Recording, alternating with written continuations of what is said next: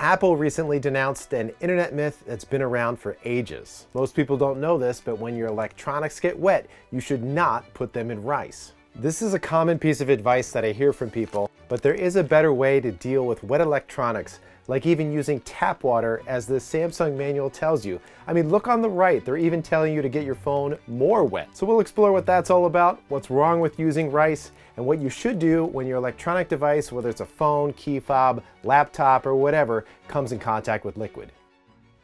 I've been telling my friends for years not to use rice when their electronics get wet, so it was a big validation when I saw this article on Apple's website this past January. And at the bottom of the article, it tells you what not to do when your phone gets wet, and one of the things it says is do not use rice. It was surprising that it took so long to post this, but the idea of putting your wet electronic in rice has been around a long time. For example, if you search online, even today, what to do when your phone gets wet, the top results say put it in rice. Or take this video from 8 years ago, it has over 1 million views. All they did was take their wet phone and put it in rice and then compare did it work or not. So why does Apple say not to do this? Well, the reason they give is that particles can get into the ports. Or I imagine they also mean things like that rice can get starchy and sticky and it can mess with the various buttons and ports and potentially cause problems. One example of a problem like this is when you have a small piece of uncooked rice, it can get pretty hard and get stuck in your charging port, for example. You don't see it and you go to plug in your phone, and what it can do is that it can potentially bend or break those charging or communication pins. So this is just one answer given by Apple, but I would say that there's a much more important reason not to use rice with wet electronics. Take a look at this MacBook Pro logic board from a friend of mine. His laptop got wet and he put his laptop in rice for a few days. He only gave it to me to work on almost a week after the incident. What you're looking at here is very heavy corrosion that was all over his laptop board.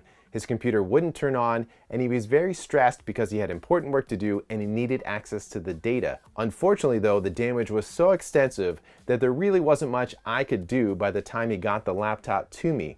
And this is one of the main reasons why not to use rice.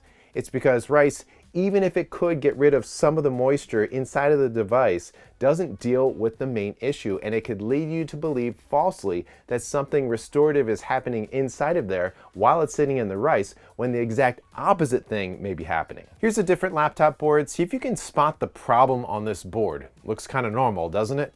But right up here, you can see the corrosion. This corrosion is from liquid damage, and unfortunately, this grain of rice can't help with this. Let's talk about the two main concerns you should have when your electronic device gets wet. And what I mean by wet is that it's coming in contact with liquid. So not just water. It could be salt water, it could be pool water, it could be toilet water, it could be coffee, any kind of spill or liquid.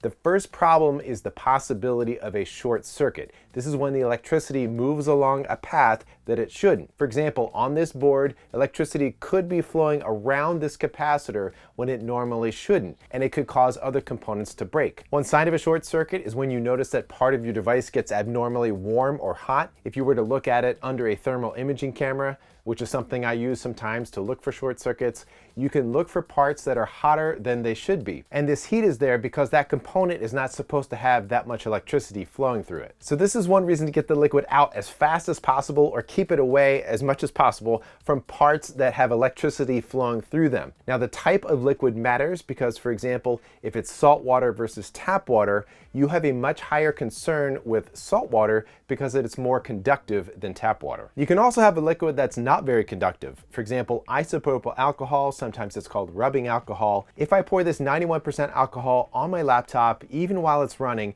it's generally not going to cause any issues. And this is because it's a very poor conductor of electricity, plus it will also evaporate pretty quickly. So a short circuit is the first thing to be concerned with. The second thing is the corrosion. This is the effects of that chemical reaction that's happening between whatever was in the liquid and your electronics parts. Again, the type of liquid really matters. Salt water has a lot of corrosive properties, for example, so whatever minerals or even chemicals are in the liquid, that could react with the components, and even though your device might be dry on the outside, again, on the inside, you might have this sort of cancer that's eating away at your components. I've seen this happen a lot where someone says, rice fixed my device because it turns on, it seems like it's working. Only a short time later to find out that the device stops working and they don't know why. Don't let the fact that it turns on fool you. This is why the instructions in this Samsung manual advise you to put your phone under tap water even after it just got wet. You might be wondering, why would you do that? What they're getting at is this is an attempt to displace the minerals that might cause unseen harm to your device.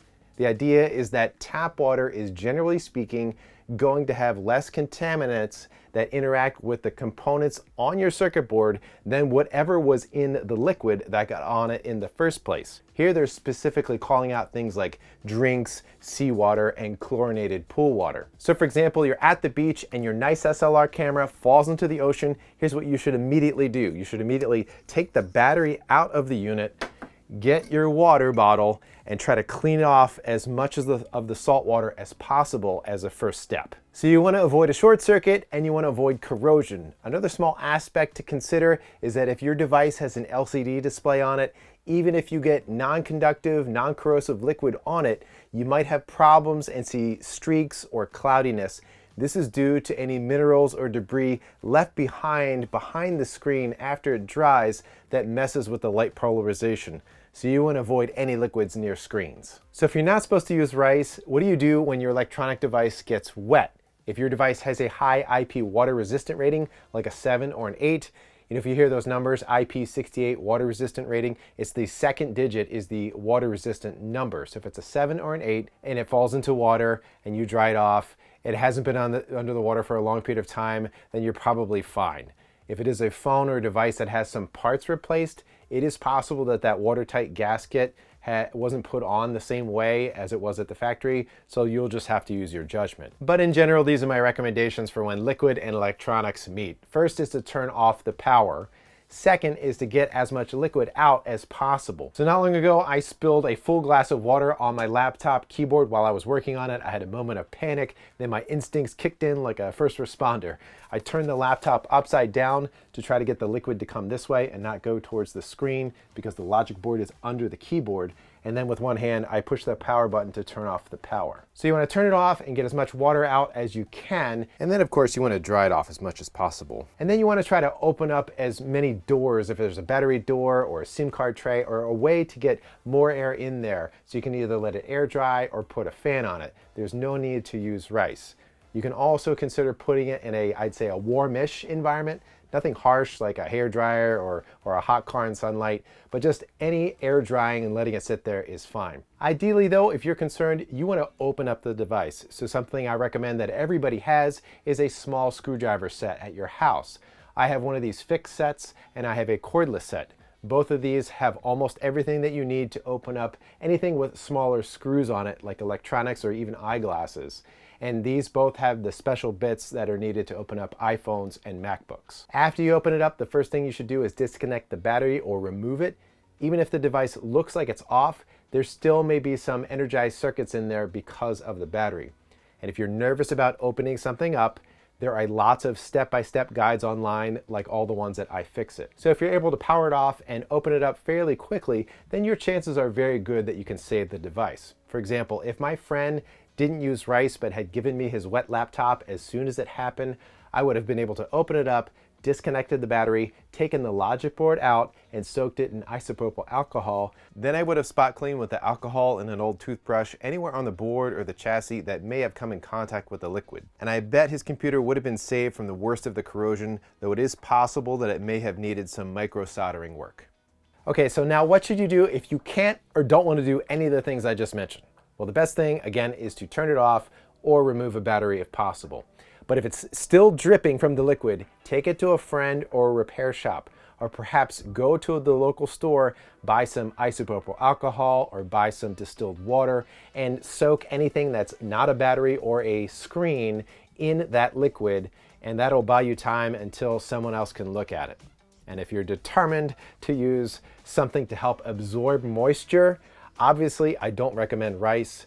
I would recommend that you get something that comes in all of your packages, these silica gel packets. These are meant to absorb moisture. So when you get them in your packages, grab a Ziploc bag or something, put them in there so that they stay dry, and then you could use them to help absorb some moisture. I posted some of my work on liquid damage stuff on Instagram and Facebook, so make sure you follow me there. And if you're eager to see some more component level repair where I brought a device back from the dead, check out this video.